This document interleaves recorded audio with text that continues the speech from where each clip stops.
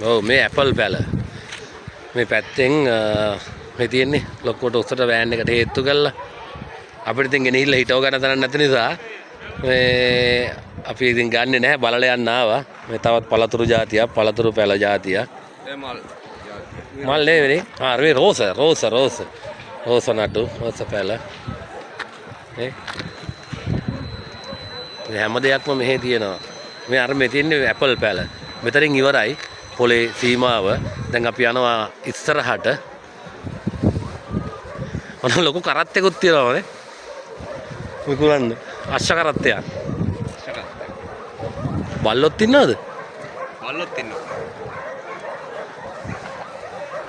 බල්ලෝ පුරන සද්දයක් ඇහෙනවා. එහා පැත්තේ බල්ලෝ පුරන මොකක් හරි තියෙනවා. මේ කරත්තයක් තියෙන්නේ අශ්ව කරත්තයක්.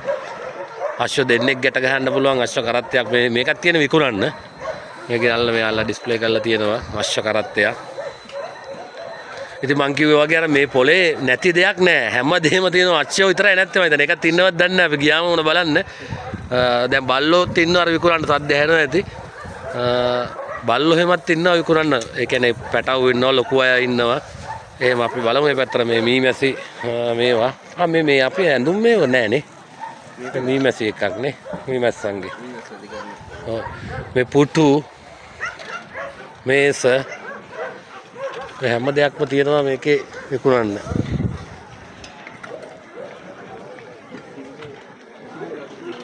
මොනවාද?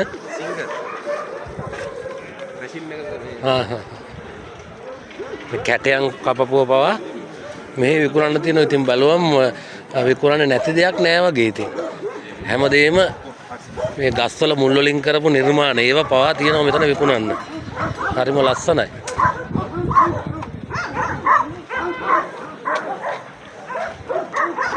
අපි මේ මර පැත්තට යමු. ඔන්න බල්ලෝ සෙට් එකේ ඉන්න විකුණන්න මේකෙන් එහා පැත්තේ තමයි ඉන්නේ. එක එක වර්ගයේ බල්ලෝ ටිකක් ඉන්නේ. පේනවා ඇති අපිට ළඟට යන්න පුළුවන්ද? එහා පැත්තෙන් තමයි එතෙන්ට යන්න තියෙන්නේ නේ.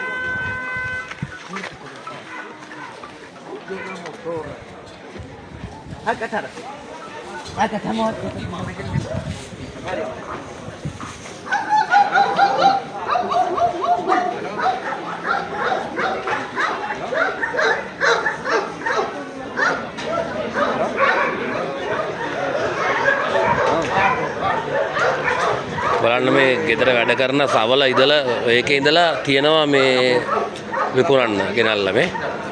ඒකත් ගොඩක් පාවිච්චි කරපුවා තමයි තියෙන්නේ ඉනිමග්ගවල්. ඒ හැම දෙයක්ම විකුණන්න තියෙනවා.